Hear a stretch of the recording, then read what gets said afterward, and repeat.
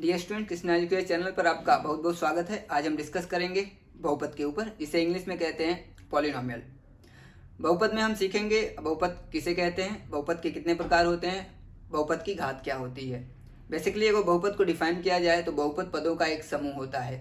तो बहुपद को समझने से पहले हमें समझना है पद किसे कहते हैं। तो आइए देखते हैं पद किसे कहते हैं।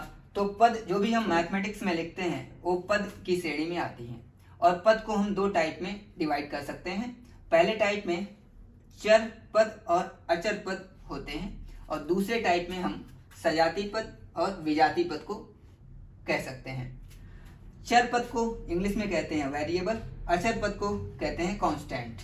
चर पद किसे कहते हैं, इसकी परिभाषा क्या होती है? ऐसे पद जिनका वैल्यू चेंज होता रहता है उसे हम कहते हैं चर पद।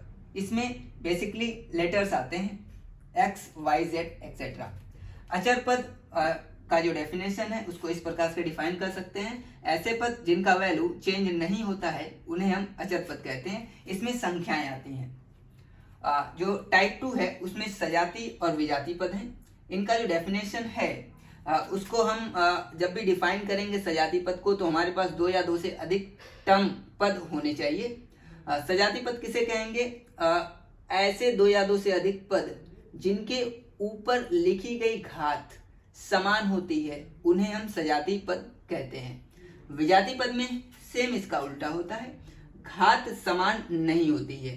ऐसे दो या दो से अधिक पद जिन पर घात समान नहीं होती है, बराबर नहीं होती है, उसे हम विजाती पद कहते हैं। फॉर एग्जाम्पल यहाँ पर हम देख सकते हैं कि x वेरिएबल है दोनों पदों में, और x के ऊपर जो घात है यहाँ पर 3 है, और यहाँ पर भी x के ऊपर जो घात है वो 3 है। तो ये दोनों पद क्या होंगे? सजाती पद होंगे। ठीक इसी प्रकार से यहाँ पर y है, इसकी घात 1 है, और यहाँ पर भी y की घात कितनी है? 1 है। तो ये भी क्या होंगे? आपके सजाती पद होंगे। ठीक इसी प्रकार तीसरा वाला जो लिखा गया है ये भी आपका क्या है? सजाती पद ही है। यहाँ पर हम देखते हैं तो x की घात 1 है और यहाँ पे x की घात 2 है। तो ये दोनों पद आपके क्या हैं? विजाती पद होंगे, क्योंकि यहाँ पर घात समान नहीं है, आप देख सकते हैं। और एक बात और मैं डिस्कस करना चाहूंगा, जो हम पद लिखते हैं पद के पहले जो भी लिखा हुआ होता है, नंबर होगा या फिर और कोई लेटर हो सकता है, तो उसे हम गुणांक कहते हैं, उस चर का गुणांक कहते हैं। जैसे फॉर एग्जांपल यहाँ पर चर x है और इसके x के ऊपर जो घात है वो 3 है, और इसके पहले लिखा हुआ है 2,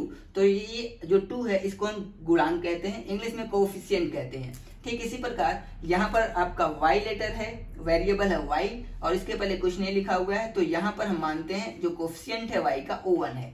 ठीक इसी तरीके से यहाँ पर आप देख सकते हैं y का कोएफिशिएंट कितना है? 3 है। ऐसे ही जो वेरिएबल के पहले जो लिखा हुआ होता है उसे हम क्या कहते हैं? उसे हम कहते हैं कोएफिशिएंट।